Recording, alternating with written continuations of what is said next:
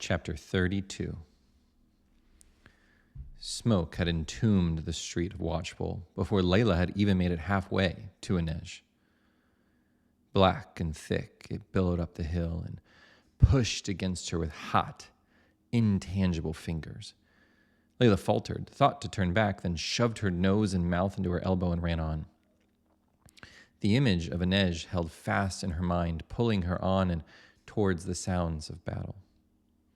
Screams barraged her first, screams of pain, fear, hate. All screams, and yet each distinct and pained in its own unique way.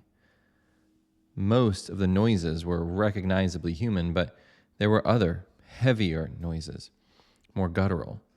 Those sounds of pain mixed with the sound of banging metal, cracking thunder, breaking bones. The sounds of nightmares. "Archers, right flank!" Layla looked up, blinking away tears from the smoke. It was the voice of the captain. "Release!" The smoke had thinned, and Layla could see him now. His bloodied sword pointed to the right. As if by magic, a dozen arrows appeared from all around, emerging from the smoke and flames like flies, and descending on a point merely a stone's throw away. Guttural screams followed a moment later. A wall of soldiers moved back and forth like a breaking tide, spears and shields held before them. Inej stood in their center, terrible and glorious. The makeshift barricade of tables and chests and farm equipment rose up before them all, giving way in the center where Inej stood, filling the gap. Homes burned all around, and the nearest to Layla collapsed inward, supporting beams consumed in flames. Before the barricade, revealed by the light of those burning homes, were the Yelmes. Layla saw them now, but they did not appear at all like she expected. They were not monsters on 4 legs with hideous hides. They were human. They were dirty, brown, in black armor. They wore dirty brown and black armor and carried glowing and hissing weapons, but they were still human. It wasn't what she had expected, and she realized it wasn't what she wanted.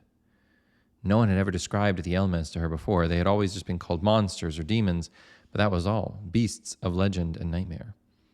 But instead, they looked like her neighbors. Lightning flashed, and there was a crack pop beside her. Then everything became silent and dark. She had a vague feeling of being in the air, and then her shoulder hit dirt, and she rolled along the ground, dropping her sword. Her body tingled, her shoulder hurt, and she couldn't breathe or see. Layla thought she might have been crying, but she couldn't hear her own voice. Deus, help me. She had gotten to the battle a heartbeat ago, and she was already laid out flat, blind, and helpless, ready to be skewered through the back like a fish, if I'm not already dead. She kept blinking, praying her sight would return as she felt around on the ground about her. She touched only dirt and water, recent enough that it hadn't yet formed into a good mud. Her sword lay nearby, and when her fingers touched the blade's fulcrum, she felt her way down towards the hilt until she held it by the handle. Should she stay still, pretend to be dead, pray she would be overlooked? She wasn't sure. She was terrified of death, and sound rushed back into her ears as suddenly as it had gone. Thibault called out, his voice loud and sure, "Fall back! Fall back!" Layla lifted her head towards his voice, her vision going from a black to gray. Layla stumbled to her feet, dragging the tip of the sword behind her as she cried, "Help!" The outlines of buildings came into focus, superimposed under the fading black curtain of her vision. "Inej! Inej!" She blinked again, and finally she could see, though the images were blurry and warped. The world around her morphed into a collage of smoke, blood, and broken bodies. Like a moving mountain, Inej sprinted towards her with footfalls which shook the dirt beneath her feet. Behind him, the Yelmes ripped apart the barricade, scrambling over it, waving their swords, axes, and spears in defiance of the fleeing giant. Inej saw her, and that saved her life. Without slowing, the giant flung his shield over his shoulder, and with his free hand, he yanked her from the ground by her armpit and tossed her onto his shoulder. It hurt, and knocked the air from her lungs, but she felt grateful all the same. The ride only lasted a few dozen of the giant's paces, and then they were behind the next barricade. "Stay behind me, lass. Close behind." Inej dropped her to her feet. "Close." "Close?" Layla asked, her voice trembling. "Aye." Inej unslung his shield and turned to face the oncoming Yelmes. He looked back toward her and said, "Well, not too close. Back up a tad. That's good. Safe there." Safe? Layla's heart pounded and her breath came in short gasps. "If I let one past, run him through." Layla's eyes went wide. "Inej, I..." The Velk turned so fast, Layla's voice caught in her throat. "Lass, listen good. If one of them gets by me, you put that blade through their chest. There'll be an opening just beneath the breast where the armor overlaps. You'll see it. But if you miss, we'll both be dead." Inej turned his back to her. "We'll both be dead." Layla hefted her sword and stood in Inej's shadow. She was breathing, she must have been, but she didn't feel like it. In this moment, Layla Riker didn't understand who she was. There were so many of her, and yet so few of her at the same time. There was the Layla crying in frustration and helpless, abandoned by her family. There was the Layla holding a kitchen knife with Winston's blood dripping from it.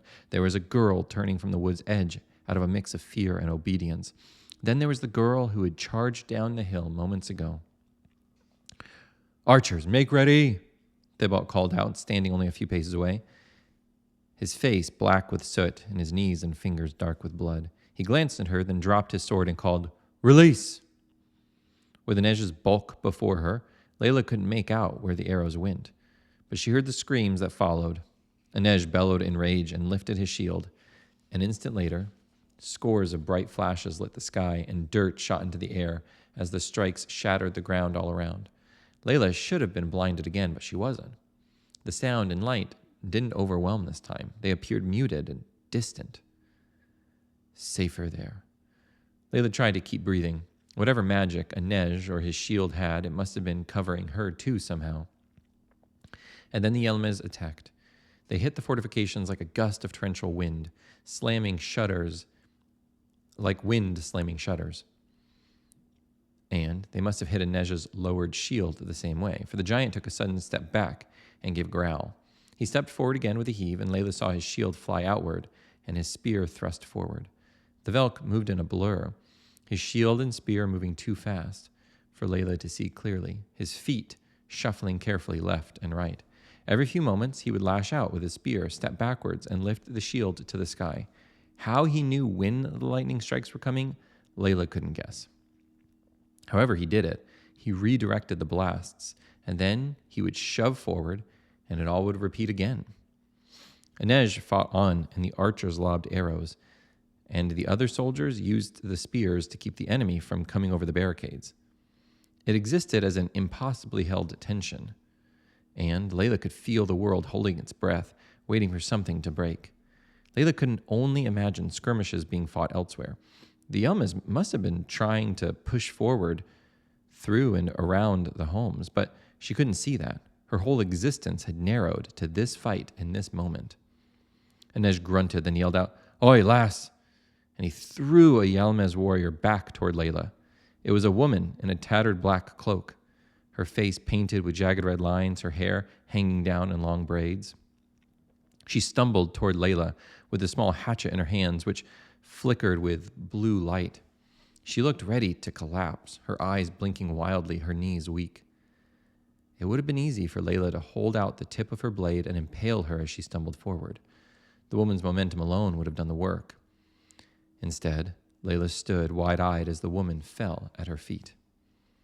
Layla looked down, taking in the woman fully. What she had mistaken for red paint wasn't that at all. The woman had a gash on her head, the blood smearing down her cheek like paint. She looked as if she'd die whether Layla did anything or not. The Yelmes woman heaved in a massive breath and looked up, her eyes meeting Layla's. Layla saw then what made the Yelmes different. The eyes. One was nearly all black, the other a white rim around the outside, and either a pure yellow or... Layla saw then what made the Yelmes different. The eyes. One was nearly all black with a white rim around the outside, and the other a pure yellow, as bright as flame. The woman's lips curled in a smile, and she screamed. Layla stepped back as the woman got to her feet, the Elmiz woman stumbling left and right as she fought to stay upright. She stared at Layla as if weighing her on a scale of worthiness. Then the woman turned to take in Inej, his unprotected back only paces away. "If you miss, we'll both be dead." The woman turned from Layla, disregarding her, and reared her arm back to throw her hatchet at Inej's back. Layla lurched forward on impulse, slashing her sword outward, aiming for the raised hatchet blade, but she missed, her blade coming down not on the hatchet, but on the woman's wrist. The woman screamed and then lurched for Layla with tears of pain welling from her eyes. Layla stepped back, raised the point of her sword, and then held on tight as she felt the force of the woman's body on the blade's tip. The woman threw herself on it, eyes wide in rage. The screaming lasted only a moment, and then the light in her eyes faded. When the woman collapsed, Layla kept a hold of the sword as the woman's weight slid from it. Layla couldn't see the body on the ground clearly, her eyes blocked by tears which distorted everything. She's dead. Shame and disgust welled up inside Layla. Saving Inej didn't make her feel better or cleaner. She didn't feel that she had saved a life, only that she had made an eternal trade. A trade she had no right to make. She retched, spewing the food from earlier onto the dirt in her boots. She coughed, cried, heaved, but when a hand grasped her shoulders, Layla twisted about and lashed out with her sword. Thibault caught her wrist before she could cut him down, pulling her face close to his and shaking her slightly. "Get your head up, or you'll find it rolling in the mud. More are coming." The captain shoved her gently in the direction of Inej. Then he marched down his line of soldiers, calling orders, swinging his sword towards attackers and scrambling over boxes and kegs.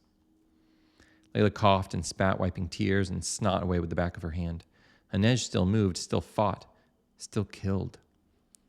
She kept her eyes on his back and on his sides. She didn't look down, didn't want to see the woman there. Everything was complicated and wrong, but she couldn't think of that now. The Elmiz were people. She couldn't unsee that.